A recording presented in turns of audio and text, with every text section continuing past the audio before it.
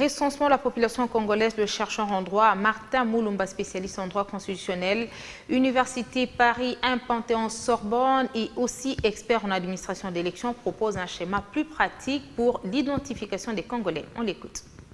Le bourgmestre travaille avec le chef des avenues et des chefs des quartiers. Un chef d'une avenue connaît bien les habitants de cette avenue-là. Un chef d'une avenue va chez quelqu'un avec les deux voisins. On sait identifier les gens qui habitent dans une parcelle parce que les voisins les connaissent.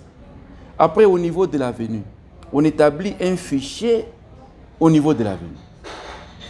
Et tous les chefs des avenues amènent leurs fichiers au niveau du chef du quartier. Parce que les chefs des avenues auront des témoins. Les deux voisins d'une personne sont ses témoins. On sait qu'il a tel comme sa femme, il a autant d'enfants, que tout le monde voit, que tout le monde connaît. Maintenant, les chefs d'avenue amènent leurs fichiers au niveau du chef quartier.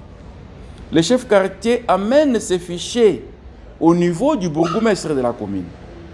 Mais ça peut se passer au même moment sur l'étendue de la République.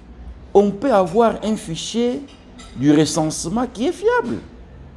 Vous pensez que les agents de la CENI qui vont venir, ils connaissent bien les gens sur une avenue plus que les chefs d'une avenue. Mais on peut faire simple. Pourquoi on veut se compliquer la tâche? Et ça peut permettre d'avoir une idée à peu près de la population. Et à partir de là, on peut établir des cartes d'identité. Et pour faire ces recensements de cette manière-là, ça ne demande pas une année. Pourquoi on veut toujours compliquer les choses en RDC? C'est parce que tel qui est à ce niveau veut bouffer. Quand il va aussi descendre, l'autre va bouffer. On veut compliquer les choses inutilement. Inutilement. On peut faire simple. Le recensement est possible avant 2023, de la manière que je viens de démontrer.